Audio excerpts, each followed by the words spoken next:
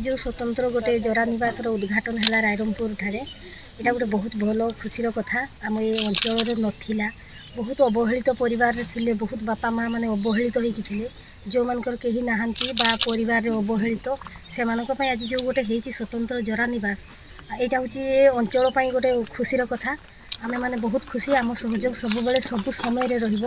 आमे भी मझे मझे आसिक बुलिकी देखिकी जीवा किंतु ये जो हेची गोटे ना एटार आउ विकल्प नहीं बहुत भल बहुत खुशी। आज मयूरभंज जिलार रायरंगपुर रे आमे एठी गोटे नुआ जरा निवास गोटे आरंभ करिछु हमर आरडीएसी संस्था सहित मिलित भाव में एटा अजीम प्रेमजी फाउंडेशन तरफ एटा सपोर्ट करा जायछि। एठी आमे गोटे मॉडल ओल्ड एज होम कथा कहूँ जो व्यक्ति विशेष माने रहिबे जो माँ बापा माने रहिबे एथिरे जो मानक निहाती असहाय अवस्था अच्छी जो मानकु निहाती सहयोग आवश्यकता अच्छी तांका पई एटा जो करा होछि एठी आमे चेष्टा करिवु जे से माने गोटे डिग्निटी सम्मान रो सहित बंचिबार जो गोटे कॉन्सेप्ट अच्छी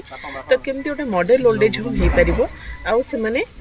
सम्मान सहित बंचे खुशी रे बंचे विभिन्न कार्यक्रम रखा हुआ मध्य जो वृद्धाश्रम आम वार्ड इनाग्रेसन है आमर यहाँ पिला बेल मो गोटे स्वप्न थिला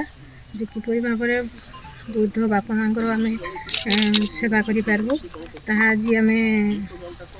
सफलतार शीर्ष में पहुँची पारिछु तेणु जगन्नाथ पाखे कृतज्ञ मन करी बापा माँ सब प्रकार सेवा उपनीत लंका आज आम रायरंगपुर पुराणा घाटी ठारे जो जरा स्वतंत्र जरा निवास उद्घाटन है से मु इनचार्ज रही तो मोर पिलादिन गोटे माने इच्छा थिला कि जे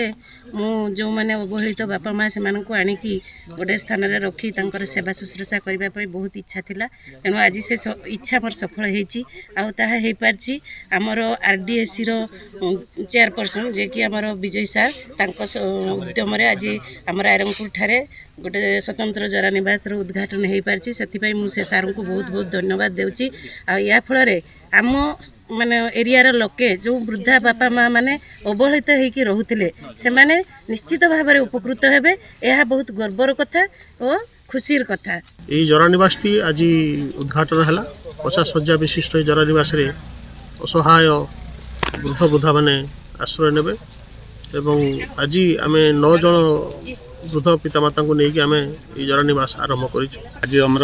पुराणाघाटी स्थित रायरंगपुर म्यूनिसिपालिटी पुराणाघाटी स्थित 8 नंबर वार्ड रे जरा निवास आज उद्घाटन हो जाए बारिपदार जो आरडीएसी एनजीओ प्लस आम हेल्पेज इंडिया दुजन सहबंधन आज गोटे बहुत बड़ कम होती